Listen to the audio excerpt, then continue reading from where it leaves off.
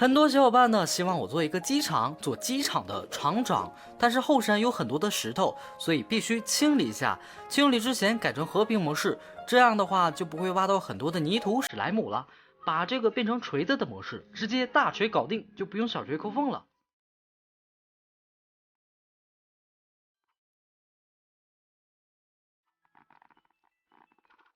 但是挖完山之后呢，有很多的麻烦要处理，所以咱们呢需要做2个手杖，利用下界之星合成了不毁手杖，把这2个手杖放在一块呢，就变成了高级的，也是不毁手杖，但是效果更加的变态了。效果呢就是把这里坑坑洼洼的部分用相同的材质填满，所以说只要咱们有石头的话，就可以做很多的事情。最后发现石头垫的有点高了，就跳不上去，所以呢在这里放了3个蹦床，直接跳到上面。还有很多树木没有来得及清理，现在处理一下吧。直接用自然荒芜之斧把树木全给砍倒，然后在中间的部分倒上1桶水，这里呢就是停直升机的地方了。在旁边的4个角落用无尽块给它堵上，谁让无尽块那么便宜呢，只有1块钱，所以放在这里呢能够发挥它的作用。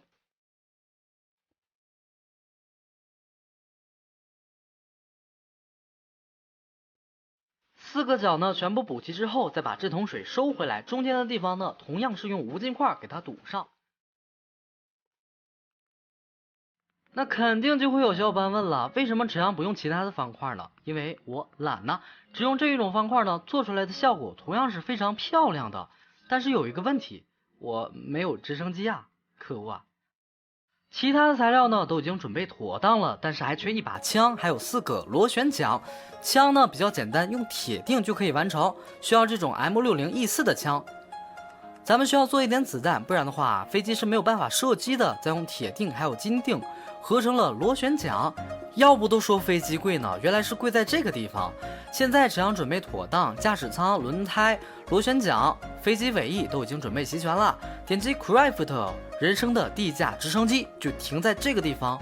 陈阳认为呢，这次合成的直升机比那架苏联的战斗机呢更加的好看，更加的逼真。起码外观是完克它的，那么就看驾驶的感觉了。坐在了驾驶位置，螺旋桨呢正在旋转，感觉飞机的机头呢正在微微翘起，尾翼呢也在轻微的拖地。他难道想跟我玉石俱焚，机毁人亡？不可能，我一定会控制好它的。可恶啊，一架飞机我还控制不了了。那么就会有很多的小伙伴问我，陈阳你怎么又回来了，而且多了一个夜视的效果？既然你们诚心诚意的问了，那我就大发慈悲的告诉你们，我坠机了。怎么回事呢？就是现在螺旋桨正在旋转，而且轮胎呢也脱离地面了，但是我有点不会开这个玩意儿，于是我就开到了苍茫的大海之上，狂风卷集着乌云，在乌云和大海之间有个陈阳呢，他卡进土里了，飞机呢就这么坠毁了。就没得办法，我就拿了一瓶夜视药水，打算把这个飞机呢从土里挖出来。可恶啊，我再也不开飞机了。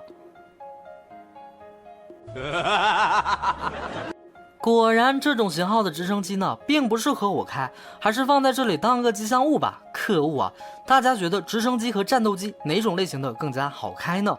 我是受不了这个家伙了，拜拜。